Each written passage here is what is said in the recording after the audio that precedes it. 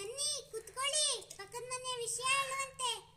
ಸರಿ ಕಣೆ, ನಾನು ನನ್ನ ಸುಶೀಲಕ್ಕನ ಮನೆಗೆ ಹೋಗಿದ್ನಲ್ಲ, ಅಲ್ಲಿ 45 ಇಂಚಿಂದು ಟಿವಿ ತಂದಿದ್ರು, ಹೊಸ ಸೋಫಾ ಕೂಡ ತಂದಿದ್ರು, ಜೊತೆಗೆ 50,000ದ ಈ ಫೋನ್ ಬೇರೆ. ಅಯ್ಯೋ, ಅದು ಈ ಫೋನ್ ಅಲ್ಲ ಅತ್ತೆ, ಅದು ಐಫೋನ್ ಅಂತ. ಅಯ್ಯೋ, ಐಫೋನ್ ಅಂತಾನು ಹೇಳೋದಿಕ್ ಬರೋದಿಲ್ಲ ಈ ಮುದುಕಿಗೆ. ಏನೋ ಮಾತಾಡ್ದಾಗಿತ್ತಲ್ಲ. ಏನು ಇಲ್ಲ ಅತ್ತೆ, ನೀವು ಮುಂದೆ ಹೇಳಿ. ಹೌದು, ಮೊಮ್ಮಗಳೆಲ್ಲೋದ್ಲು, ಕಾಣಿಸ್ತಾನೆ ಇಲ್ವಲ್ಲ? ಅವಳು ಮೊಬೈಲ್ ನೋಡ್ತಿದ್ದಾಳೆ ಅತ್ತೆ. ಅಯ್ಯೋ, ಈಗಿನ ಕಾಲದ ಮಕ್ಕಳಂತೂ ಕೇಳೋದೇ ಬೇಡ, ಮೊಬೈಲಲ್ಲೇ ಕಾಲ ಕಳೀತಾರೆ.